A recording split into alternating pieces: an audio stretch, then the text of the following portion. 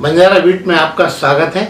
मैं हूं ज्योति प्रकाश खरे और आज हम मिला रहे हैं एक ऐसी साध्वी जिसे जो रामकथा और भागवत गीता का पाठ वर्षों से कर रही हैं। चलिए सीधे उनसे पूछते हैं कि वो उनकी उपलब्धियां क्या रही हैं।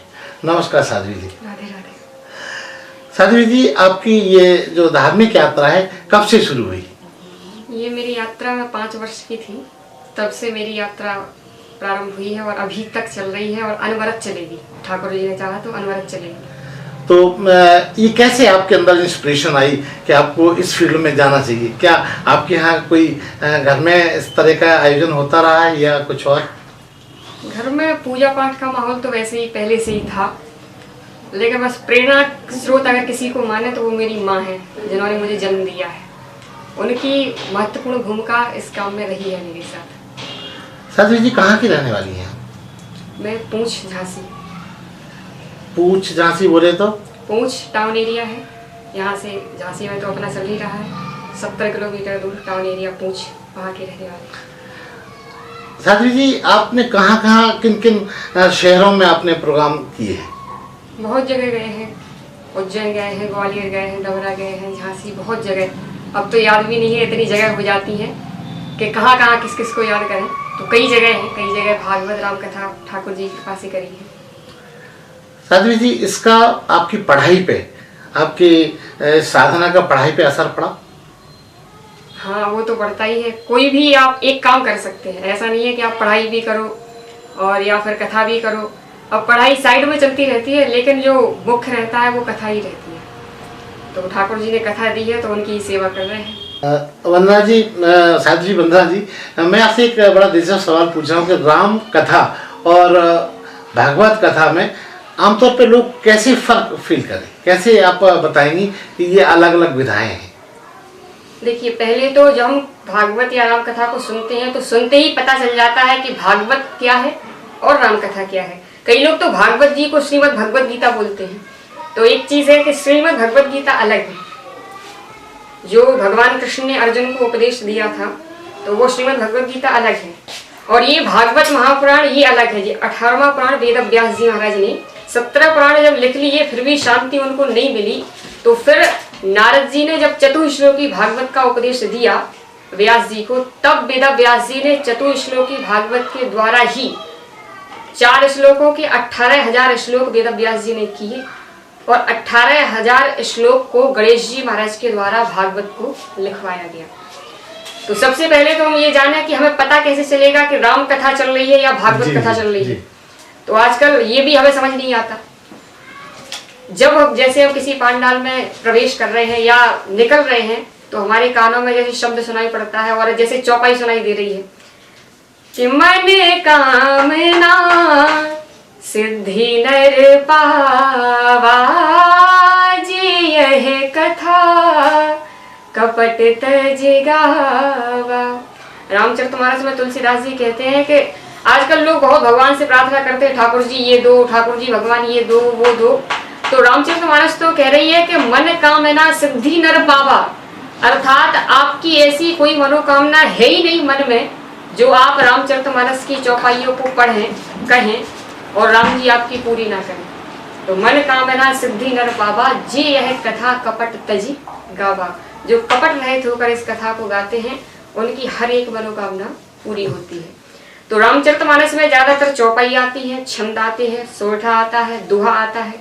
जब हमें ये सुनने के लिए मिले तो समझ जाए कि ये रामचरितमानस है। लेकिन जब हमें श्लोक सुनने के लिए मिलते हैं संस्कृत वाले, अब श्लोक तो वैसे गीता जी में भी है, लेकिन जब अर्थ सुनने के लिए मिले कि श्री सुखदेव महाप्रभु कथा कह रहे हैं, परीक्षित जी को कथा सुना रहे हैं, तो फिर आप समझ जाइए कि ये भागवत ही हो रही है। ऐसे हम अंतर समझेंगे कि भागवत क्या है और रामचरितमानस क्या है। और भागवत की महिमा तो इतनी है कि जब सप्तलोक में ब्रह्मा जी ने भी जप तप व्रत अनुष्ठान सबको एक पल्ले पर रख दिया और दूसरे पर भागवत जी को रखा, तो क्या हुआ कि भागवत जी का पल्ला नीचे हो गया और बाकी जब तब व्रत अनुष्ठान सब ऊपर चले गए, सब साधन रह गए, हल्के पलड़ा झुका कथामृत का। तो लघुन्यानी जातानी गौरवेण इदम्भत तदा ऋषि गणा सर्वे विस्मयम परमम ययुः। सारे साधन हल्के रह गए, सारे साधन फीके पड़ गए और भागवत जी का पढ़ना भारी हो गया। तो भागवत ही सबसे श्रेष्ठ ग्रंथ है, श्रेष्ठ पुराण है। राम कथा के बारे में थोड़ा सा आप जो संस्मरण सुनाती हैं, जो दिलचस्प होता हो, वो भी हमारे दर्शकों के साथ शेयर करें। राम कथा में मुझे मैया जानकी का एक प्रसंग है। जब वो 5 वर्ष की थी, तो जब दूसरी बार उनको वनवास मिला एक रजक के कहने पर, और दूसरी बार राम जी ने जब उनको वनवास दिया, तो ये कथा मुझे बहुत अच्छी लगती है। क्योंकि इसमें 5 वर्ष में जब उनको ज्ञान तक नहीं था और उनसे जो अपराध बन गया और जिसके कारण उन्हें युवावस्था में इस अपराध को सहना पड़ा, तो एक राम जी का भजन, तो वो मैं आपको सुनाऊं। एक तोता तोती वाल्मीकि ऋषि के आश्रम में रहते थे। अच्छा, वाल्मीकि जी ने जब भगवान का जन्म भी नहीं हुआ था, उसके पहले ही रामचरितमानस की रचना कर दी थी कि आगे राम जी होंगे, उनका विवाह जानकी जी के साथ होगा, आगे ये लीला करेंगे। तो पुष्प वाटिका में एक बार, तो उसी समय पुष्प वाटिका में जानकी जी अपनी सखियों के साथ आती हैं। 5 वर्ष की थी, तो वो तोता तोती भजन कर रहे थे। तो भजन मुझे बहुत अच्छा लगता है, तो आप भी सुने कि मेरे राम राम राम, इस जग के राम राम राम, रोम रोम में रमे रमापति, बोलो राम राम। मेरे राम राम राम, जग के राम राम राम, सबके राम राम राम, रोम रोम में रमे रमापति, बोलो राम राम। करते भजन वहाँ दोनों को कुछ ही पल हैं बीते, जब तक सखियों के संग पहुंची जनक नंदिनी सीते। तो तोता तोती भजन कर रहे थे, तभी माता सीता जानकी जी सखियों के साथ पहुंचती हैं। और जैसे ही देखा तो बोली सखियों से सुकुमारी, इनकी भाषा कैसी न्यारी, पकड़ के लाओ दोनों को चाहे जितना करो आयाम। अर्थात कितना भी प्रयास करो, लेकिन कैसे भी इन तोता तोती को पकड़ कर लाओ, ताकि हम जान सकें कि ये हमारे फ्यूचर के बारे में क्या बात कर रहे हैं, राम जी और हमारे बारे में क्या बात कर रहे हैं। तो जैसे ही सखियों से कहा, तो सखियों ने तोता तोती के जोड़े को पकड़ लिया। और अंत में जानकी जी ने बहुत पूछा, लेकिन तोती ने उस समय बताने से मना कर दिया, क्योंकि प्यारे भक्तों उस समय तोती गर्भवती थी। तो उसने कहा कि जानकी जी आप मुझे अंडे देकर वापस आ जाने दो, मेरे उदर में मीठा मीठा दर्द होने लगा है। इसके बाद जो भी घटना मैंने सुनी है, जो कथा मैंने सुनी है वाल्मीकि ऋषि के आश्रम में, मैं आपको बताऊंगी। लेकिन मैया जानकी ने मना कर दिया, जाने नहीं दिया। तो उसी समय जानकी जी के हाथों में उसके प्राण निकल जाते हैं। और तोती ने आखिरी बार राम का नाम लिया और कहते हैं कि जन्म जन्म मुनि जतन कराही, अंत राम कहे आवत नाही। बड़े बड़े योगी महात्मा बहुत प्रयास करते हैं, जीवन भर भजन करते हैं कि अंत समय राम का नाम हमारे मुख से निकल जाए, लेकिन नहीं निकलता, निकल नहीं पाता, उनकी कृपा नहीं हो पाती जी। लेकिन तोती ने जब भजन किया तो राम जी की कृपा हुई, तो मरते समय अंत समय उसके मुंह से राम का नाम निकला। तो फिर राम जी ने उसकी बात ऐसी सुनी कि अपनी पत्नी के साथ भी उन्होंने फिर ये नहीं सोचा कि हमारी पत्नी है तो तोती की बात हम भूल जाएंगे। तो जब तोती के प्राण निकल गए, तब तोता ने शाप दिया था भैया जानकी को कि जानकी जी आपकी वजह से गर्भवती अवस्था में मेरी पत्नी से मेरा वियोग हुआ है, तो जाओ जानकी जी मैं आपको शाप देता हूँ, जब आप गर्भवती होगी तो आप भी अपने पति से दूर हो जाओगी। इसी शाप के कारण मैया जानकी को दूसरी बार वनवास जाना पड़ा। तो किसी ने बड़ा सुंदर कहा कि वही तो तोता अवधपुरी में धोबी बन कर आया, अपनी भामिनी से फिर उसने ऐसा वचन सुनाया। क्या कहा? बोले उसकी पत्नी एक रात्रि बाहर रही, घर के बाहर। तो फिर उस रजक ने अपनी पत्नी से कहा कि वही तो तोता अवधपुरी में धोबी बन कर आया, अपनी भामिनी से फिर उसने ऐसा वचन सुनाया। कैसा वचन?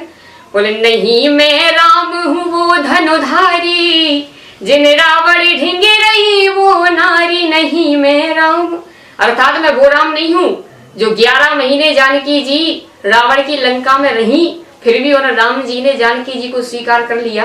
तो अगर तुम सोचो कि मैं तुम्हें स्वीकार कर लूं तो मैं वो राम नहीं हूँ। नहीं मैं राम हूँ वो धनुधारी, जिन रावण ढींगे रही वो नारी, उन्हीं राम ने वापस ला कर अपना लीना बाम। तो उसने प्रश्न खड़ा कर दिया कि कैसे राम, आपके राम जी कैसे हैं? तो जानकी जी को अपना लिया। कैसे राम राम राम, रोम रोम में रमे रमापति, बोलो राम राम मेरे राम, बोले सियावर रामचंद्र की जय। साध्वी जी, ये जो आपका पूरा आंदोलन है धार्मिक, क्या आपको लगता है कि नई पीढ़ी भी इससे जुड़ पाती है? बिल्कुल, अगर हम प्रयास करें और नई पीढ़ी हमारा साथ दे तो बिल्कुल नई पीढ़ी हमारे साथ जुड़ेगी और इसमें हमें और नई पीढ़ी सबको लाभ होगा। क्योंकि भक्ति करना कोई साधारण बात नहीं है। अगर हम कर रहे हैं तो हमारे जैसे जितने भी लोग हमें देखेंगे कि भैया ये भी हैं, नवयुवान है, ये भी कर रही है, तो भैया चलो इनकी नकल करके ही करें, लेकिन फिर भी करेंगे थोड़ा बहुत। तो किस तरीके से आप मंच पे जब जाती हैं तो किस तरह की तैयारी करती हैं ताकि जो भक्तगण हैं वो आपके साथ इंटरेक्शन उनका बना रहे और वो ज़्यादा से ज़्यादा धार्मिक लाभ ले सकें?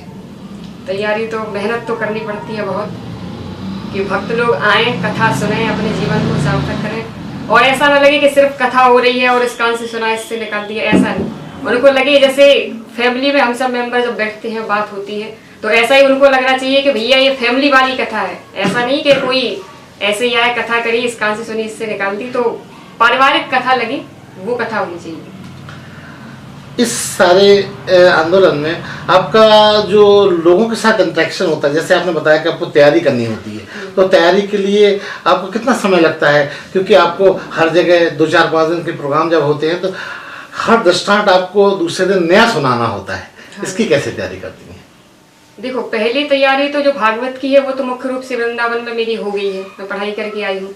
और इसके अलावा जब हम रूम में रहते हैं एकांत में तो तैयारी विशेष रूप से करनी पड़ती है कि अब हमें क्या कहना है, क्या बोलना है, कैसे श्रोताओं को आकर्षित करना है, कैसे उनको आनंद देना है, तो ये सब करना पड़ता है। आपने बताया कि आप वृंदावन में जाकर इसका आपने कुछ कोर्स जैसा किया है, तो वो भी बताएं खुल के क्या किया है? जी, मैंने आपसे पहले बोला कि मैं 5 वर्ष की थी, तो तब मैंने पहली बार व्यास गद्दी पर मैं 30 मिनट के लिए बोली थी।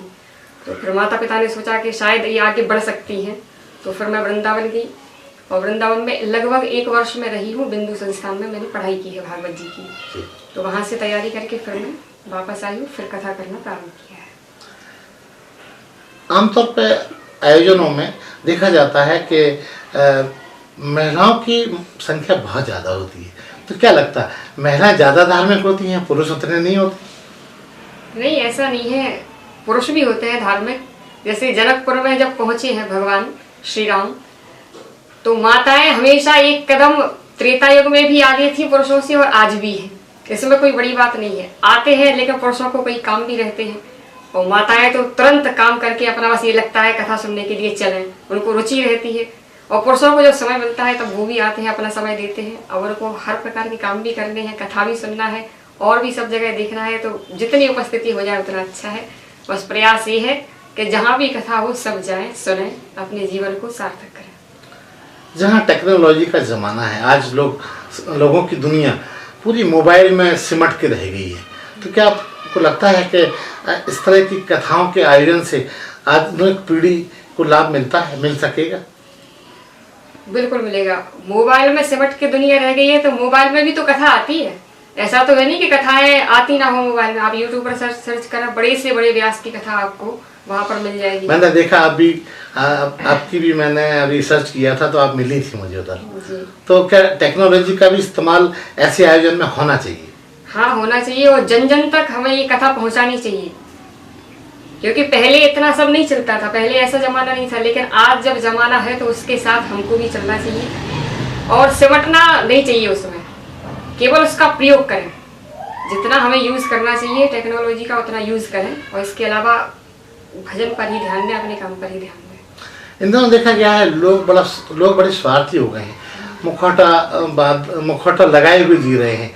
ऐसी पीढ़ी को आप क्या कहना चाहेंगे जो ऊपर से कुछ है और अंदर से कुछ है? अपने धार्मिक अंदाज में बताइए। बस यही कहना चाहेंगे कि भैया बगला भक्ति ना करें, भक्ति करें अच्छी करें, जैसे आपके अंदर से है वैसे ही बाहर से। जैसे आपने बगले को देखा होगा कि वो बैठता है जब जल में, तो बिल्कुल मछलियों को ऐसा लगता है कि अभी हमें खाएगा ही नहीं, संत बन के बैठ जाता है, लेकिन जैसे ही मछली आई उसने तुरंत चोंच में लिया और उसको खा लिया। तो ऐसा ना करें, बाहर से और अंदर से एक जैसे रहे।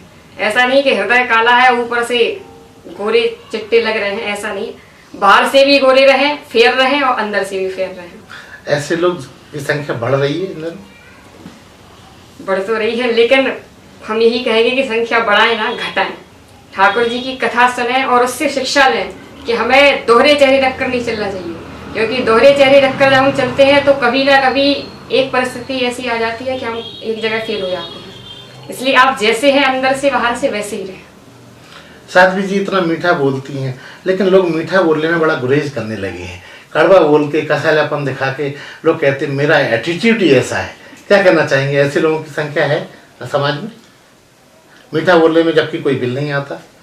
सही बात है, लेकिन क्या करें, कहते भी है, किसी ने कहा भी है कि ऐसी वाणी बोलिए मन का आपा खोए, रहे मन नहीं औरन को शीतल करें आप हो शीतल होए। तो वाणी का प्रयोग हमेशा ऐसा करें कि लोगों को लगे कि ये अंदर से भी अच्छा है और बाहर से भी अच्छा है। ऐसा नहीं कि ऐसी वाणी बोलिए जिससे झगड़ा हो, ऐसा नहीं बोलना। तो हमेशा ऐसा बोलिए कि लोगों को लगे कि मधुर भाषी है। तो हमेशा मीठा। झगड़ा करने वाले लोग ज्यादा हैं संसार में, सब प्रकार के लोग हैं। अगर आप किसी को इनको देखोगे तो फिर नहीं चल पाओगे। जैसे है सबको स्वीकार करके ही आप आगे बढ़ें। बस ये है कि अपने स्वभाव में चेंज लाएं, परिवर्तन लाएं। अभी आपने देखो राम कथा के बारे में भी सुना और जो मैंने बताया वो भी सुना। प्रयास भागवत के लिए मेरा यही है कि मैं जहाँ भी जाती हूँ, वैसे आजकल का नियम ऐसा चल गया है कि बड़े बड़े व्यास भी हैं, तो वो कथा तो बोलते हैं लेकिन श्लोक उनमें कम ही रखते हैं। तो मेरा प्रयास ये है कि जो भागवत परंपरा पुरानी चली आ रही है, ना सिर्फ संगीत के, ऐसा नहीं कि सिर्फ संगीत में हम भागवत को निकाल दें, ऐसा भी नहीं है। संगीत के साथ साथ वेद व्यास जी ने जो मर्यादा एक रखी है व्यास गद्दी की, संदेश मिलना चाहिए। हाँ, लोगों को ये ना लगे कि सिर्फ कथा में आ रहे हैं, अब सीधा संगीत है और भजन सुन लिए और यहाँ से चले गए। तो पुरानी जो परंपरा है लोग जाने कि भागवत होती क्या है। अभी आप श्लोक बोलो, कई लोगों को पता ही नहीं चलेगा कि भागवत हो रही है, क्या हो रही है, क्योंकि लोगों ने ऐसा बना के रखा है, कई व्यासों ने, कि श्लोक वो बोलते नहीं है।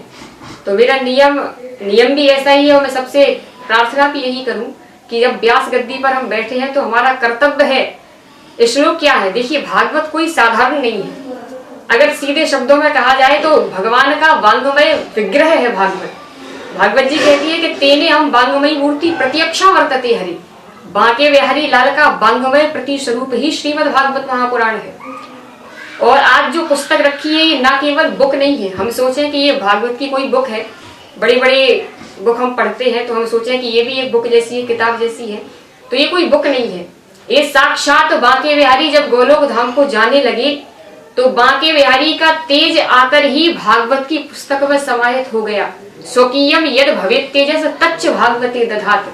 तो भागवत कोई साधारण पुस्तक नहीं है, भागवत साक्षात बांके बिहारी लाल ही है। और श्लोक जब हम बोलते हैं तो बांके बिहारी लाल को प्रसन्नता होती है। और ध्यान रखें, श्लोक बोलते समय हमारे श्लोक गलत भी ना हो, क्योंकि जब हम गलत बोलते हैं श्लोक, तो जैसे हम बैठे हैं, कोई डंडा लाकर हमारे हाथ में मारे तो हमें पीड़ा होगी कि नहीं होगी। उसी प्रकार जब हम श्लोक गलत बोलते हैं तो बांके बिहारी के अंगों में पीड़ा होती है, आहत होते हैं, वो उनको चोट लग जाती है। तो प्रयास करें, व्यास गद्दी पर बैठे हैं तो श्लोक बोलते हुए अपनी कथा को हम आगे बढ़ाएं और इसे ना केवल एक पुस्तक ना समझें, इसे भगवान को ही समझें। और भगवान हमारे सामने है और भगवान के सामने ही हम भगवान की कथा सुन रहे हैं, ऐसा बैठकर हमें कथा सुननी चाहिए। बोलिए भागवत भगवान की जय। साध्वी जी, अब चलते चलते हम आपसे आग्रह करेंगे कि हमारे दर्शकों को, खास तौर से युवा सयानी पीढ़ी को आप ऐसा कोई संदेश दीजिए जिससे वो इस पूरे सेटअप को अपने जीवन में उतारें और इसका धार्मिक लाभ भी अपने व्यक्तित्व में समाहित करें? देखिए, व्यक्तित्व तो जब उनका चेंज होगा जब वो कथा को सुनेंगे। जब तक हम कथा में बैठेंगे नहीं और हमें पता नहीं चलेगा कि व्यास जी क्या कह रहे हैं, उन्होंने किस बात को अच्छा बताया है। हमने कहा जैसे आजकल के युवा भ्रमित हो रहे हैं, आजकल के लोग अपने माता पिता का सम्मान करना भी भूल गए हैं। जबकि एक पुंडरीक भक्त था, तो उसने अपने माता पिता की इतनी सेवा करी, इतनी सेवा की कि ठाकुर जी भगवान पुंडरीक नाथ घर पर आ गए और बुलाया, बेटा बाहर निकल के आओ, मैं तुम्हें दर्शन देने के लिए आया। लेकिन भक्त की सेवा देखो, माता पिता की इतनी सेवा चल रही है कि ठाकुर जी बाहर खड़े हैं।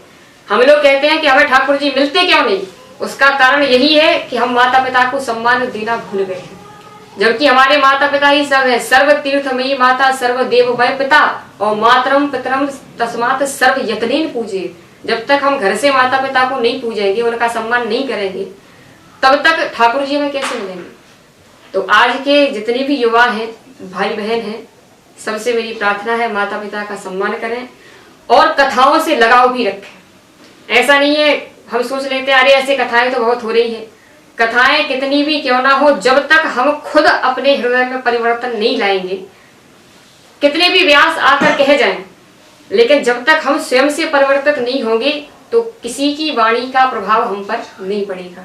हमें अपने स्वयं के हृदय को बदलना है, और जब हम अपने स्वयं के हृदय को बदलेंगे, माता पिता का सम्मान करेंगे, कथाओं से जुड़ेंगे, भक्तों से जुड़ेंगे, वैष्णवों से जुड़ेंगे, तो निश्चित ही एक समय ऐसा आएगा कि सत्संग करते करते, क्योंकि कहा है कि जैसा करो संग वैसा होगा रंग, तो जैसा हम संग करेंगे वैसे हमारे ऊपर रंग भी चढ़ेगा। तो सत्संग करें, भजन करें और भ्रमित ना हो, अंधविश्वास में ज्यादा ना पड़े।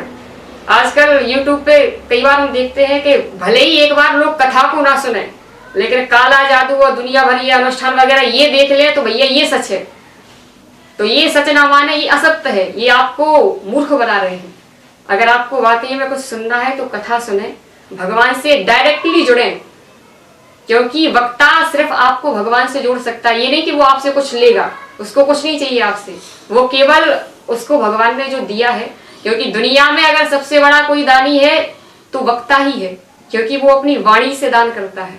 वाणी से जब शब्दों का दान करता है तो लोगों को पता चलता है कि कौन सी राय सही है, कौन सी गलत है।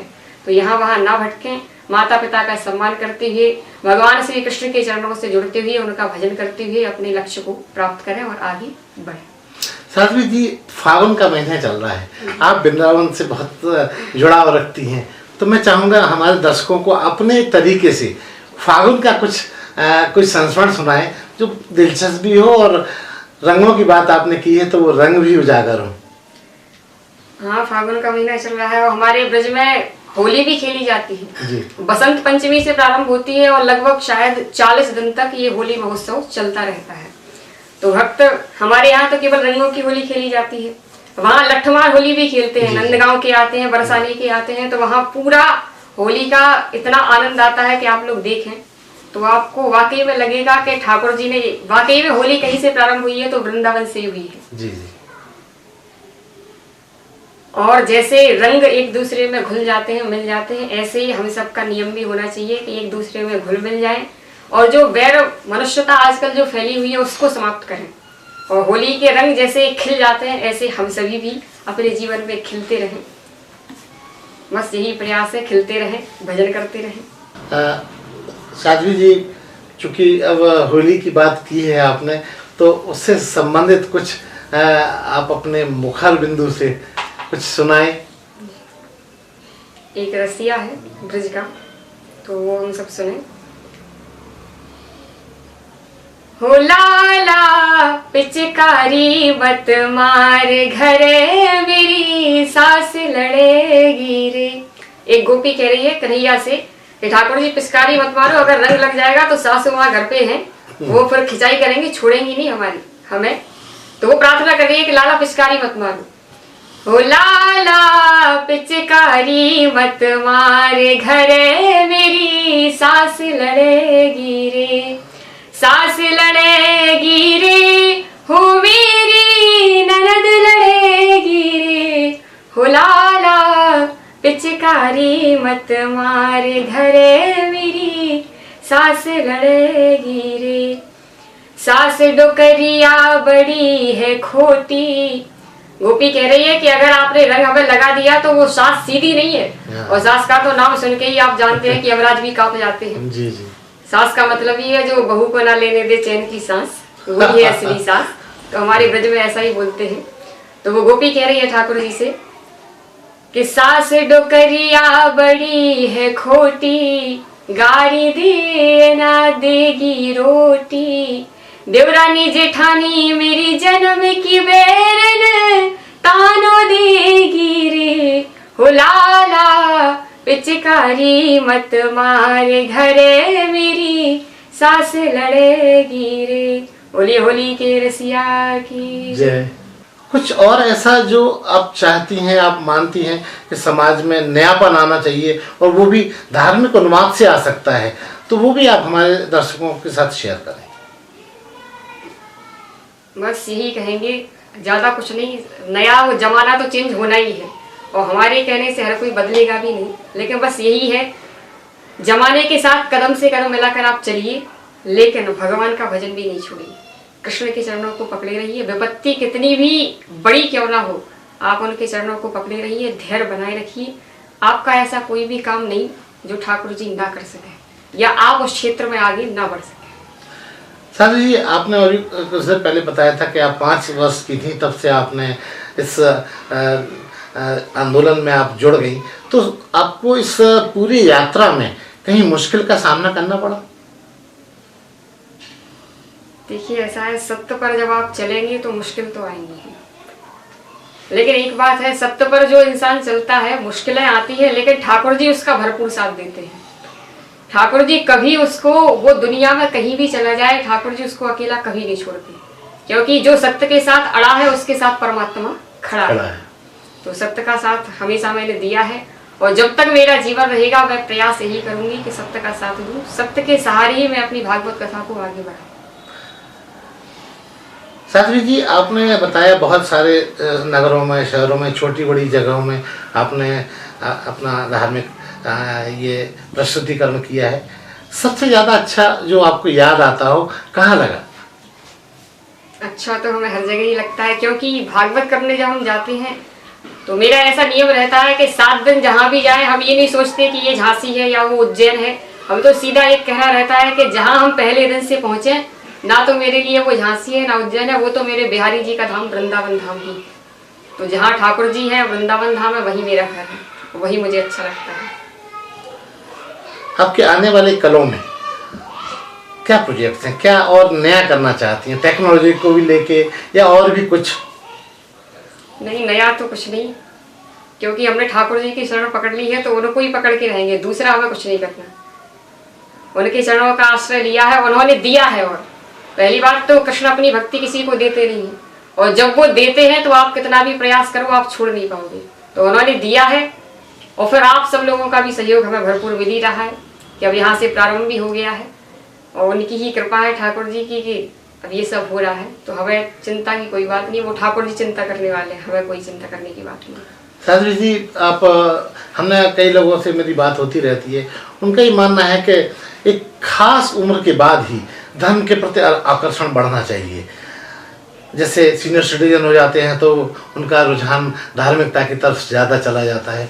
क्या मानती हैं कि इस तरह के आयोजन बटे हुए नहीं होने चाहिए? कभी भी धर्म के लिए या पूजा के लिए, अर्चना के लिए कोई उम्र तय नहीं होनी चाहिए? हाँ, पूजा पाठ के लिए, भजन के लिए कोई उम्र तय नहीं होती है। इससे तो आप बचपन से, अब जैसे प्रहलाद जी हैं, ध्रुव जी हैं, तो भागवत कहती है कौमार आचरित प्राज्ञो धर्मान भागवता नहीं, अर्थात संस्कार बच्चों को हम बचपन से देंगे, बचपन से भजन करवाएंगे, तब जाके वो युवा अवस्था तक भजन को साध पाएंगे। अब आप सोचो, अब बूढ़े हो गए हैं, वृद्ध हो गए हैं, अब तो कुछ करना ही नहीं, अब तो माला लेकर बस माला ही सटकाओ, वो तो मजबूरी है कि अब करना ही है माला। कई लोग रिटायरमेंट के बाद सोचते हैं अब हम भजन कायदे से करेंगे, तो ये जो टाइम टेबल बनाया जाता है, क्या आपको लगता है ये ठीक है? नहीं, ये बिल्कुल ठीक नहीं है, क्योंकि लोग ये सोचते हैं अब सुख आ जाएगा या हम फ्री हो जाएंगे तब जाकर भजन करेंगे। ऐसा नहीं है। आप अपना काम कर रहे हैं और काम करते समय आपको जितना भी समय मिले, मैं ये नहीं कह रही कि आप 1 घंटे 2 घंटे 1 सेकंड भी बांके बिहारी के चरणों में आपका बहुत है। 1 मिनट भी दीजिए श्रद्धा के साथ, भाव के साथ दीजिए।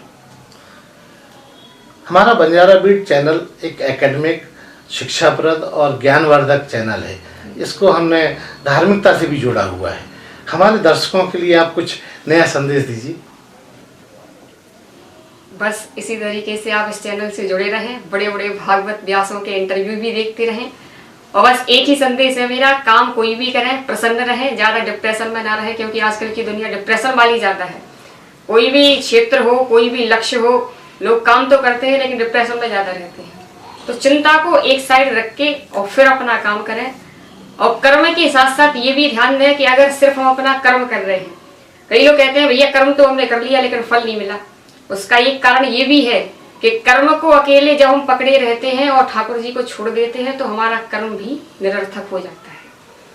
तो कर्म के साथ साथ ठाकुर जी के चरणों का भी लगाव, जुड़ाव हमारे जीवन में रहे। और जब दोनों चीजें एक साथ आ जाएंगी, संबल जब बन जाएगा, तो फिर हमें समस्या नहीं होगी। अपने लक्ष्य को भी पाना है और कुछ समय ठाकुर जी को भी देना है। तो ये थी साध्वी वंदना जी, वंदना उपाध्याय जी, जो पूछ की रहने वाली हैं और ये पूरे बुंदेलखंड के, पूरे हिंदुस्तान में अपना धार्मिक जो अनुष्ठान इन्होंने चला रखा है, लोगों को जगाने का, उनको आगे बढ़ाने का, वो ये काम कर रही हैं। साध्वी जी, आपने हमसे बात की, उसके लिए बहुत बहुत धन्यवाद। राधे राधे। इस चैनल को लाइक और सब्सक्राइब करना ना भूलें। देखते रहिए बंजारा बीट्स।